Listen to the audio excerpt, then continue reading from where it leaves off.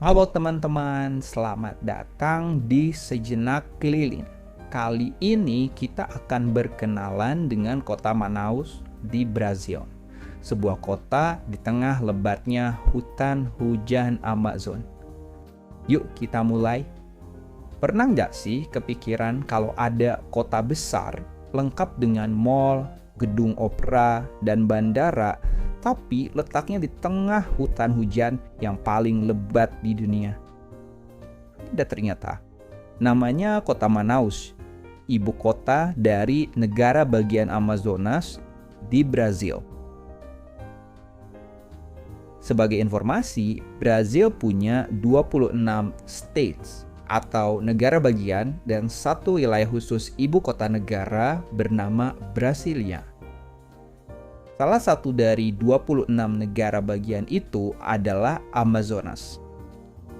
Nah, kota Manaus adalah ibu kota dari negara bagian Amazonas.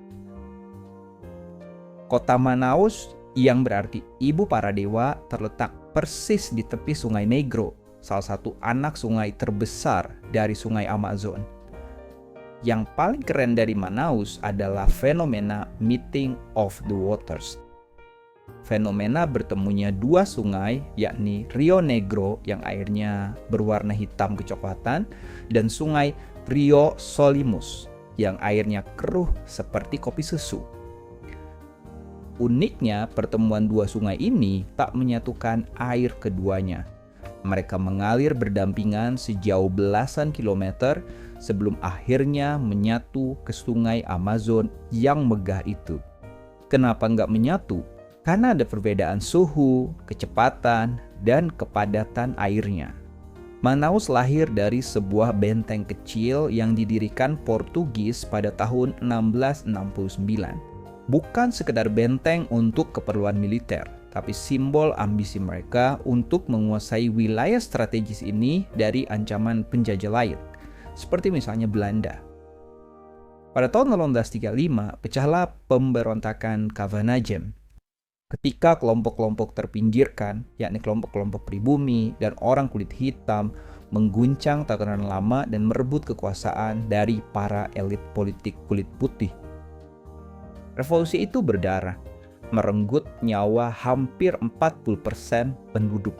Memasuki akhir abad ke-19, saat dunia tergila-gila pada karet, Manaus ikut kecipratan. Kota ini ayam mendadak. Saat itu, permintaan karet di dunia melonjak tajam karena revolusi industri. Karet diperlukan untuk ban kendaraan, kabel listrik, dan berbagai alat modern lainnya. Manaus yang berada di tepi Sungai Negro dan terhubung ke Sungai Amazon menjadi pusat pengumpulan dan pengiriman karet dari pedalaman ke pasar dunia. Kekayaan dari perdagangan karet membuat kota ini mendadak makmur. Para pengusaha hidup mewah dan membangun gedung-gedung megah. Manaus jadi mirip kota-kota di Eropa. Namun, masa kejayaan Manaus tak bertahan lama. Saat Inggris berhasil menyelundupkan bibit pohon karet ke Asia Tenggara, seperti misalnya ke Malaysia dan ke Indonesia. Produksi karet di Amazon kalah bersaing akhirnya, karena harga yang lebih mahal dan lebih sulit dipanen. Manaus ada di tengah hutan. Terus gimana caranya orang-orang pergi ke Manaus atau keluar dari Manaus? Nah, karena lokasinya benar-benar di tengah rimba dan jauh dari jalan raya nasional, maka akses sungai dan udara adalah andalan. Dari Manaus ke kota-kota lain di Brazil, biasanya orang-orang naik pesawat. Tapi buat yang lokal-lokal, banyak juga yang naik kapal besar menyusuri sungai Amazon. Meskipun ada yang bisa makan waktu berhari-hari juga sih selama perjalanannya.